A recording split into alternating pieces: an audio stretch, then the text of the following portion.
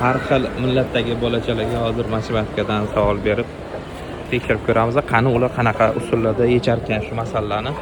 Keyin agar yecha olmasam, men eng oson usullarda o'rgataman. Hozir Makkani to'g'risidagi mehmonxonaga kelganmiz. How are you? How are you? How old are you? 14.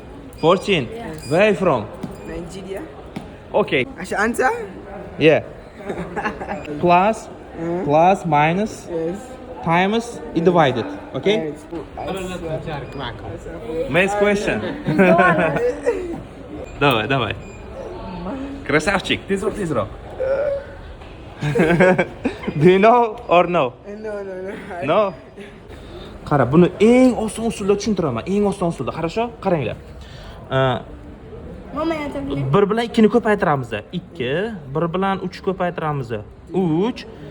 Qo'sh bo'lsa qo'sh qo'yiladi-da, tagi 2 bilan 3 ko'paytiriladi 6. 2 plus 3 5 bo'ladi.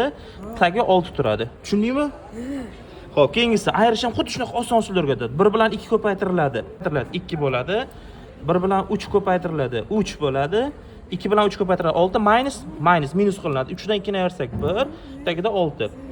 Tushunarlimi? Ko'paytirish eng osoni ko'paytirish. Easy, qaranglar. 1 bilan 1 shunday ko'paytiriladi, bitta 1 bo'ladi.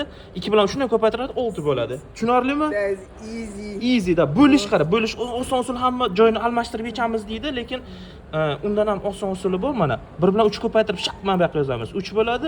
2 bilan 1 ko'paytirib bu yoqqa yozamiz. 2 bo'ladi. 3 bo'lingan 2 bo'ladi. Oh, that's Qalay o'rgatdim? easy. Zo'rmi? Yeah, Yoqdimi? Yeah. Tamom, pas-pasaq